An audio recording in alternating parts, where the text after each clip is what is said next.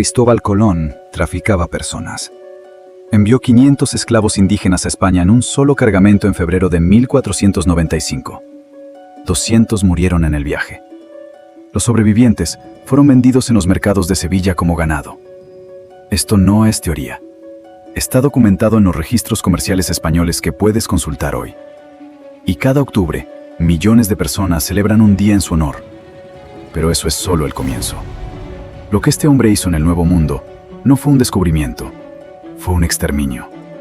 Bartolomé de las Casas, testigo ocular español y fraile católico, estimó que 3 millones de personas vivían en la Española cuando Colón llegó en 1492. Para 1548, solo quedaban 500. No es propaganda antiespañola. Son cifras de un fraile español tratando de documentar el horror que su propia gente estaba cometiendo. Y sin embargo, tienes estatuas de este hombre en tu ciudad. Tus hijos aprenden sobre él como un héroe en la escuela. Pero cuando termines de ver esto, nunca más podrás mirar su nombre de la misma manera. Empecemos con documentos que puedes verificar tú mismo. Michele de Cuneo, caballero italiano que acompañó a Colón en su segundo viaje en 1493, escribió un diario detallado. En octubre de 1495, Cuneo documenta textualmente que Colón le entregó una mujer caribeña como regalo.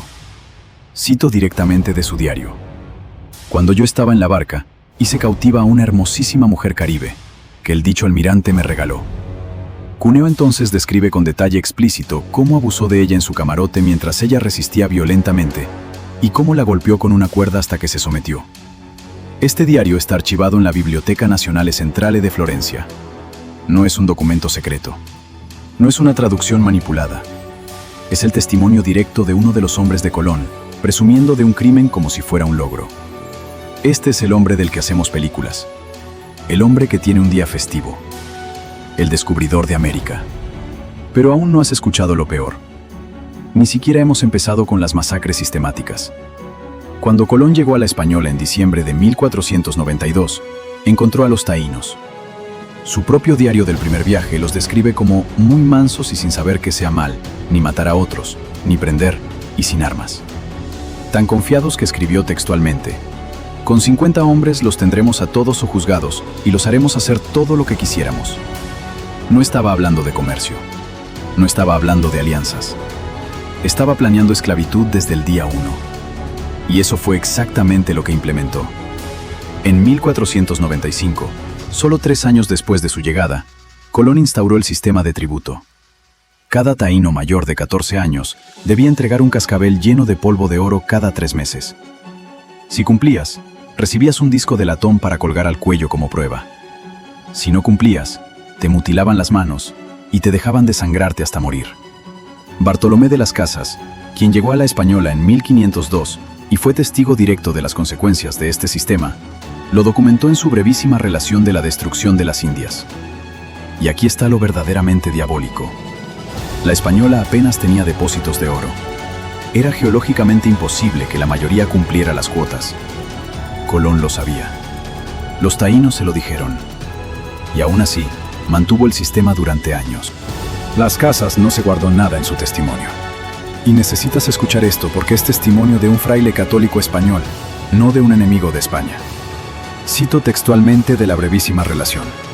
Hacían apuestas sobre quién de una cuchillada abría el hombre por medio, o le cortaba la cabeza de un piquete, o le descubría las entrañas. Describe cómo arrancaban niños lactantes de los brazos de sus madres y los lanzaban contra las peñas. Cómo construían horcas largas donde los pies de los condenados casi tocaban el suelo. Colgaban a 13 a la vez en honor y reverencia de nuestro Redentor y de los 12 apóstoles. Y luego les prendían fuego desde abajo mientras todavía estaban conscientes. Cómo ponían leña y quemaban los vivos. Cómo entrenaban perros de guerra bravísimos para destrozar indígenas y hacían competencias de cuál animal atacaba más rápido. Esto no son exageraciones de propaganda. Las Casas estaba tratando de convencer a la corona española de que detuviera el exterminio. Era un testimonio legal formal presentado ante el rey Carlos I en 1542. Puedes leer el documento completo en los archivos de Indias en Sevilla. Y aquí viene algo que destruye completamente el argumento de «era un hombre de su tiempo». En el año 1500, solo 8 años después de su llegada, Colón fue arrestado por Francisco de Bobadilla, comisionado real enviado específicamente a investigar las acusaciones de brutalidad extrema. Bobadilla tomó 48 páginas de testimonios jurados de españoles que habían servido bajo Colón. ¿Qué dijeron sus propios hombres? Que Colón ordenó que un español fuera paseado desnudo por las calles y luego le cortaran la lengua por haber dicho que Colón era de bajo nacimiento. Que ordenó mutilar las orejas y la nariz de una mujer española y luego fue agredida públicamente como castigo. Que ejecutó por ahorcamiento a españoles por haber robado comida porque estaban muriendo de hambre. Bobadilla escribió en su reporte oficial que incluso los españoles están aterrorizados bajo el gobierno de Colón. En octubre de 1500, Colón fue encadenado y enviado de regreso a España bajo arresto. La reina Isabel tuvo que destituirlo. Esto está documentado en los archivos reales españoles.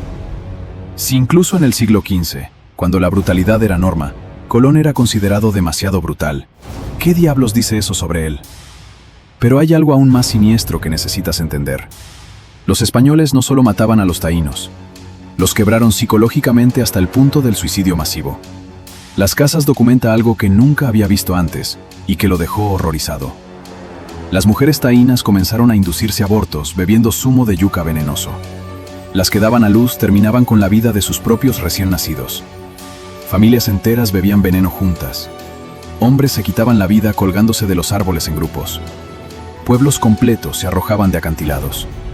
Las Casas escribe textualmente: las mujeres, en viéndose preñadas, tomaban hierbas para echar las criaturas muertas, porque decían que no querían parir hijos para hacerlos esclavos de los cristianos. Esto no es guerra. Esto no es enfermedad accidental. Esto es una población eligiendo la extinción voluntaria, porque la vida bajo Colón era peor que la muerte. Y funcionó como estrategia de exterminio. El historiador David Stannard, en su libro American Holocaust, publicado por Oxford University Press en 1992, documenta que la población de la Española colapsó de aproximadamente 8 millones en 1492, a menos de 1000 para 1548. Es una tasa de exterminio del 99,9% en 56 años. Y no fue solo enfermedad. Sí, las enfermedades europeas mataron millones, pero incluso eso no fue completamente accidental. El conquistador Gonzalo Fernández de Oviedo, cronista oficial de las Indias, documentó en 1535 cómo los españoles deliberadamente forzaban a los indígenas enfermos a trabajar hasta morir para limpiar las áreas de contagio más rápido. Las Casas documenta cómo durante las hambrunas causadas por la confiscación española de cultivos, algunos taínos desesperados recurrieron a actos extremos de supervivencia, y los españoles usaban eso como justificación para masacrarlos como salvajes. La viruela, el sarampión y la gripe mataron millones, sí, pero fueron las políticas de Colón, el trabajo forzado hasta la muerte, las ejecuciones masivas, las hambrunas artificiales y el terror sistemático, lo que convirtió un desastre epidemiológico en genocidio total. Y todo comenzó con Colón. Ahora hablemos de números globales porque necesitas entender la magnitud real. Cuando Colón llegó al Caribe en 1492, las estimaciones académicas sitúan la población total de las islas caribeñas entre 8 y 10 millones de personas. Para 1550 quedaban menos de 500,000 en todo el Caribe. El historiador Noble David Cook, en su libro Born to Die, Disease and New World Conquest, publicado por Cambridge University Press en 1998, estima que la población total de las Américas antes del contacto era de aproximadamente 54 millones. Para 1650 había caído a aproximadamente 6 millones. 48 millones de personas desaparecieron. No todas esas muertes son culpa directa de Colón personalmente, pero él inició el sistema. Él creó el modelo. Él estableció que los indígenas no eran humanos, sino recursos explotables. Y ese modelo se replicó por todo el continente durante los siguientes 150 años. Colón no fue el único responsable, pero fue el arquitecto del genocidio más grande de la historia humana. Y aquí viene lo que debería enfurecerte más que nada. Colón sabía exactamente lo que estaba haciendo. En una carta a los reyes católicos fechada en 1498, Colón propone formalmente esclavizar a todos los caribeños y enviarlos a España como mercancía. Cito textualmente: desde aquí, en el nombre de la Santísima Trinidad, se pueden enviar todos los esclavos que se puedan vender. No era ignorancia, no era error, era un plan de negocio calculado. Propuso convertir el genocidio en industria, y lo intentó. Entre 1494 y 1496, Colón envió más de 1,500 esclavos indígenas a España. La mayoría murieron en el trayecto o poco después de llegar. Eventualmente la reina Isabel prohibió la práctica en 1500, no por razones humanitarias principalmente, sino porque los esclavos morían demasiado rápido y no eran rentables comparados con los africanos que traerían después. El rechazo no fue moral, fue económico. Pero déjame contarte algo que probablemente nunca escuchaste y que destruye la mitología completamente. Colón nunca pisó América del Norte. Nunca descubrió Estados Unidos. Sus 4 viajes lo llevaron al Caribe y a la costa de América Central y del Sur. Nunca vio lo que hoy es Estados Unidos. Ni siquiera sabía que existía un continente. Murió en 1506 en Valladolid, España, todavía creyendo que había encontrado una ruta a Asia. Nunca supo que había un nuevo mundo. Entonces, ¿por qué Estados Unidos celebra el Día de Colón? La respuesta es propaganda pura del siglo XIX. Los inmigrantes italianos en Estados Unidos enfrentaban discriminación masiva. Buscaban un héroe italiano para ganar legitimidad. Eligieron a Colón, lo romantizaron, presionaron políticamente y en 1892, el presidente Benjamin Harrison declaró el primer Día de Colón para celebrar el 450º aniversario. No porque Colón hubiera hecho algo por Estados Unidos, sino porque los italoamericanos necesitaban un ícono. Y funcionó tan bien que en 1934, Franklin Roosevelt lo declaró Día Festivo Federal. 150 años de propaganda convirtieron a un traficante de esclavos genocida en el símbolo del descubrimiento americano. Y si piensas que estoy exagerando sobre el tráfico de personas, déjame darte más detalles documentados. El sobrino de Colón, Diego Méndez, escribió en su testamento de 1536 sobre cómo participó en expediciones de captura de indígenas para enviarlos como esclavos. Gonzalo Fernández de Oviedo documenta en su Historia General y Natural de las Indias, publicada en 1535, cómo los conquistadores evaluaban a las mujeres indígenas jóvenes como mercancía de mayor valor. Michele de Cuneo, en su carta de 1495, describe cómo después de abusar de la mujer que Colón le dio, ella quedó tan traumatizada que, cito, parecía haber sido criada en una escuela de mujeres de mala reputación. Está presumiendo de haberla destruido psicológicamente. Y estas cartas circulaban abiertamente entre la nobleza europea. No eran secretos, era la norma aceptada. Porque los taínos, los caribes, todos los indígenas, no eran considerados completamente humanos. De hecho, tomó un debate teológico formal en Valladolid en 1550, casi 60 años después de la llegada de Colón, para que la Iglesia Católica decidiera oficialmente que los indígenas tenían alma. 60 años de exterminio antes de que la pregunta, ¿son humanos?, fuera siquiera oficialmente respondida. Entonces llegamos a la pregunta más incómoda de todas. Si todo esto está documentado, si puedes encontrar estos testimonios en archivos, en libros publicados por universidades prestigiosas como Oxford, Cambridge y Yale, si los propios españoles del siglo XVI documentaron estos horrores, ¿por qué tu profesor de historia nunca te lo contó? La respuesta es tan simple como perturbadora. Porque admitir la verdad sobre Colón significa admitir la verdad sobre la fundación de las Américas. Significa confrontar que la civilización occidental en este hemisferio fue construida literalmente sobre montañas de cadáveres. Y eso es incómodo. Es más fácil enseñar la narrativa del descubrimiento, del intercambio colombino, del encuentro de dos mundos. Suena heroico, suena como progreso, pero la realidad es que Colón inició la mayor catástrofe demográfica intencional de la historia humana. Y no solo no fue castigado, fue recompensado. Murió rico. Mantuvo la mayoría de sus títulos después de ser liberado del arresto.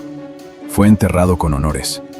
Mientras tanto, los taínos fueron completamente exterminados. Para 1548, el cronista Gonzalo Fernández de Oviedo escribió que de los más de 1 millón de indígenas que había visto personalmente en La Española, cuando llegó en 1514, ya no quedaba ni siquiera 500. Para 1600, el consenso académico es que los taínos puros estaban funcionalmente extintos. Su idioma, muerto. No quedó un solo hablante nativo. Su sistema de escritura, sus petroglifos, apenas estudiados antes de que la cultura desapareciera. Sus ciudades, arrasadas. Sus técnicas agrícolas, olvidadas.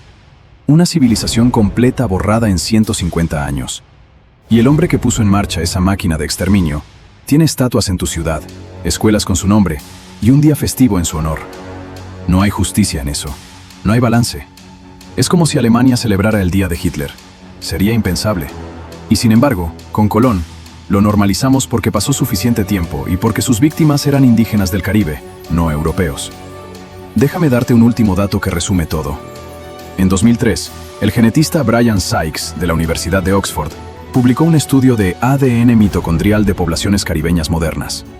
Encontró que mientras muchos caribeños tienen ascendencia indígena por línea materna, es casi imposible encontrar líneas paternas taínas puras.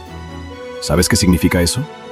Significa que los hombres taínos fueron exterminados casi completamente, mientras las mujeres fueron forzadas a tener descendencia con los conquistadores. Es evidencia genética de genocidio selectivo por género. Los taínos no murieron solo de enfermedad. Fueron cazados, trabajados hasta la muerte, y sus mujeres convertidas en herramientas reproductivas. Y todo eso comenzó en diciembre de 1492, cuando un hombre llamado Cristóbal Colón plantó una bandera en una isla que no le pertenecía y declaró que todo lo que veía ahora era propiedad de España. Así que la próxima vez que sea 12 de octubre y veas celebraciones del Día de Colón, del Día de la Raza, o como lo llaman en tu país, recuerda esto. Recuerda a Michel de Cuneo, presumiendo de agredir a una mujer que le regalaron como si fuera ganado. Recuerda los testimonios jurados de españoles describiendo cómo Colón ordenaba mutilar orejas y narices y exhibir a la gente desnuda por las calles. Recuerda a las casas documentando cómo los españoles quemaban a grupos de 13 personas en honor a Cristo y los 12 apóstoles. Recuerda que 3 millones de taínos fueron reducidos a 500 en 50 años. Recuerda que 48 millones de indígenas americanos murieron en los 150 años después de que Colón llegara. Y pregúntate por qué diablos seguimos honrando al hombre que inició todo eso.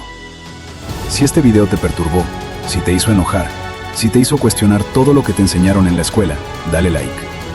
No porque te haya gustado lo que escuchaste, sino porque estas verdades necesitan ser dichas. Suscríbete si quieres más historias sin filtros, sin romantización, sin mentiras convenientes diseñadas para hacerte sentir cómodo. Y déjame en los comentarios, ¿te enseñaron la verdad sobre Colón en la escuela? ¿O te vendieron la fantasía del valiente explorador? Porque es hora de que empecemos a hablar honestamente sobre los monstruos que celebramos como héroes. Porque al final, la historia no es lo que pasó, es lo que elegimos recordar. Y lo que elegimos olvidar. Y hemos elegido olvidar mucho sobre Cristóbal Colón. Demasiado. Ya no más.